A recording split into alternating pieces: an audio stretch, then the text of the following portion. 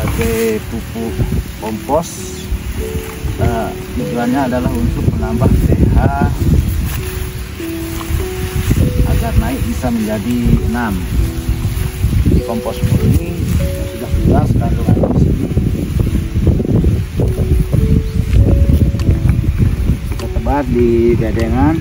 Kita pakai dalam satu bedengan yang panjangnya sekitar 15 meter ini, kita pakai dengan perbandingan setengah ember yang ukuran 15 liter air atau kurang lebih sekitar 4 kg dalam satu bedengan ini untuk pemberian pupuk kompos atau pupuk organik guna menambah kesuburan tanah atau menaikkan pH menjadi 6.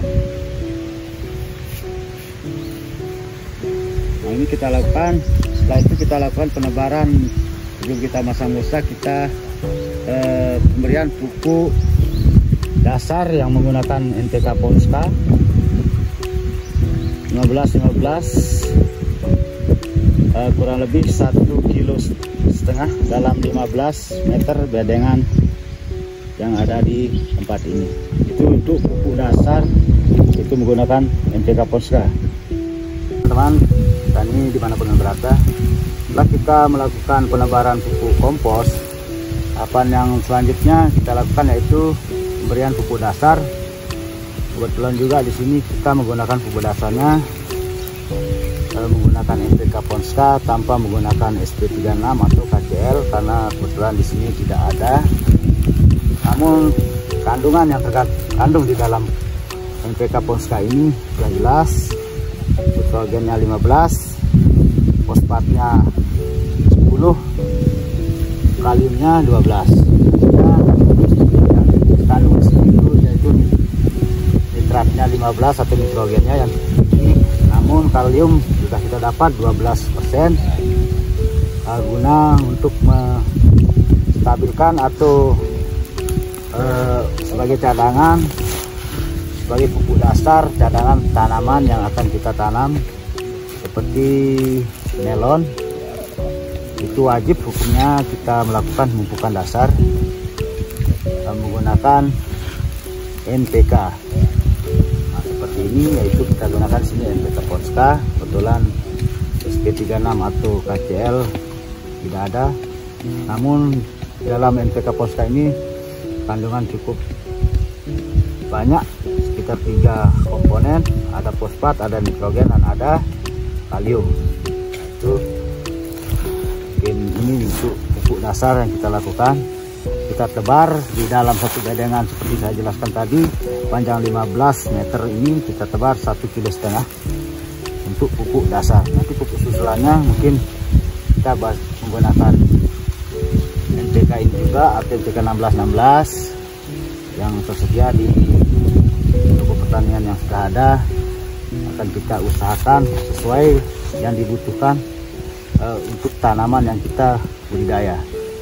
Artinya kita tidak bisa sembarang mencampur pupuk tanpa kita lihat dulu kondisi apa yang kita tanam, apa yang dimau oleh tanaman. Seperti itu teman-teman, penjelasan saya dulu untuk pemupukan tahap awal, pemupukan dasar pada tanaman hortikultura, terutama di sini melon.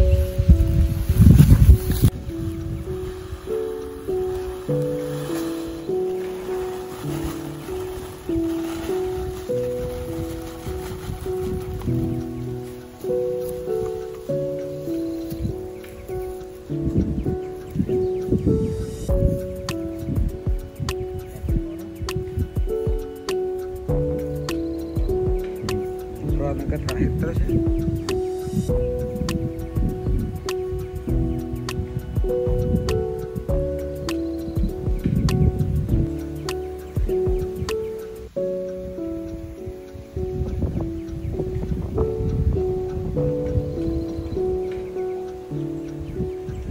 Oke sahabat petani dimanapun Anda berada, setelah tahapan yang ketiga kita lakukan yaitu pemberian pupuk dolomit dalam rangka penanaman melon atau hortikultura.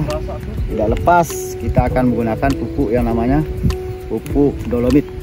Namun kebetulan di tempat saya dolomitnya tidak ada, atau dalam bahasa anunya kapur pertanian, kebetulan tidak ada di tempat saya ini.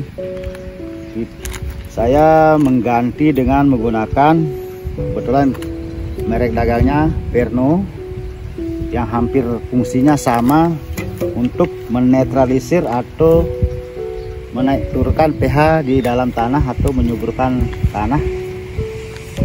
Makanya kita menggunakan Perno untuk mengganti kapur pertaniannya, karena di tempat saya kebetulan tidak ada, karena kita sudah melakukan persiapan lahan untuk penanaman hortikultura, yaitu tanaman melon. Adapun dosis yang saya gunakan di sini untuk panjang bedengan ini sekitar 15 meter. Kita pakai maksimal dengan perkirakan 1 liter air. Namun saya di sini menggunakan hand sprayer ukuran 16 liter air. Kita pakai Pernonya ini 2 sendok, kurang lebih 20 gram dalam satu tangki hand sprayer yang 16 liter air. Nah, nanti kita semprotkan di bedengan ini kurang lebih menghabiskan 1 liter air dengan panjang bedengan 15 meter.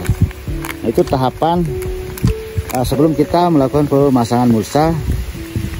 Kita melakukan pertama yaitu penebaran pupuk kandang, kedua pupuk dasar, yang ketiga itu kita menggunakan pupuk dolomit atau pupuk kapur pertanian. Kebetulan di kapur pertanian tidak ada, kita menggunakan Perno. Di sini terlihat merek dagangnya Perno. Bahasa fisikanya ini CU30 plus JN30. Ini bahasa fisika. Kita tahu, yang penting kandungannya di sini sama dengan menggunakan kapur pertanian. Demikian teman sahabat tani, untuk tahap awal kita melakukan budidaya hortikultura pada umumnya. Kebetulan di sini khusus saya tanam melon. Kita melakukan beberapa langkah tahapan. Yang pertama pembuatan bedengan, yang kedua pemberian pupuk kandang atau pupuk kompos, yang ketiga kita melakukan pemupukan dasar menggunakan NPK Ponska, yang keempat kita melakukan penebaran pupuk kapur pertanian. Kebetulan kita ganti dengan Perno yang hampir sama fungsinya. Di sini sudah jelas CU30 plus JN30 untuk pengendalian pirit atau asam-asaman, artinya tanah yang terlalu basah. Nah, ini kita pakai. Yang kita hindari di sini yaitu menggunakan ZA, karena sudah jelas ZA kandungannya untuk tanah yang keasaman. Kebetulan di sini tanahnya pH-nya agak normal, kita cukup menggunakan NPK Ponska saja tanpa menggunakan SP36 dan KCL. Secara kebetulan juga bahan yang kita butuhkan itu tidak ada. Nah, seperti itu teman-teman tani dimanapun Anda berada. Kebetulan kita sama-sama berbagi pengalaman. Mungkin ada masukan dan kritik, kami tunggu di kolom komentar. Silahkan di subscribe Tani Melon Nusantara. Tidak ada kurangnya, saya mohon maaf karena masih tahap belajar. Assalamualaikum warahmatullahi wabarakatuh. Selamat siang. Bukan bahasa fisika, bahasa kimia. Hah? Fisika ya? Bahasa fisika.